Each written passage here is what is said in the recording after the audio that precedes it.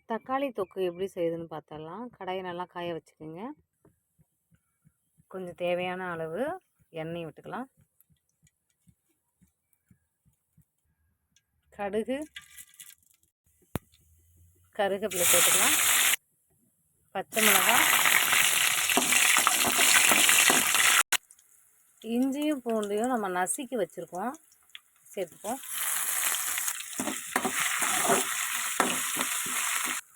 இஞ்சி பூண்டு ஸ்மெல்ல அடிக்கும்போது வாசம் அடிக்க ஆரம்பிச்சிடும். நம்ம வெங்காயத்தை சேர்த்துக்கலாம்.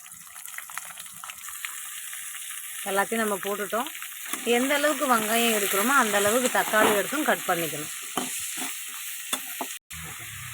கொஞ்சம் உப்பு சேர்த்துக்கலாம். வெங்காயம் வதங்கிறதுக்கு கொஞ்சம் உதவியாக இருக்கும். வெங்காயம் நல்லா வதங்கிடுச்சு. அதுக்கப்புறம் தக்காளியை நம்ம கொட்டிக்கலாம்.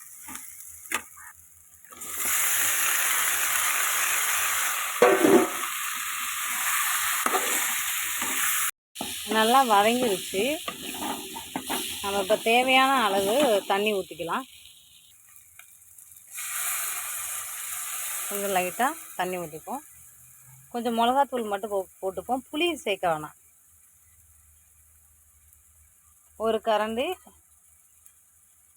போதும். நல்லா மிக்ஸ் பண்ணிப்போம். மிக்ஸ் பண்ணியாச்சு. அதிகமாக தண்ணி விட்டுறாதீங்க. இன்னும் கொஞ்சம் தண்ணி சேர்த்துக்கலாம் வேகிறதுக்கு. கிண்டி விட்டுங்க. இப்போ கொதிக்கட்டும். சில பேருக்கு உப்பு கம்மியாக இருக்கலாம், இல்லை எண்ணெய் கம்மியாக இருக்கலாம்.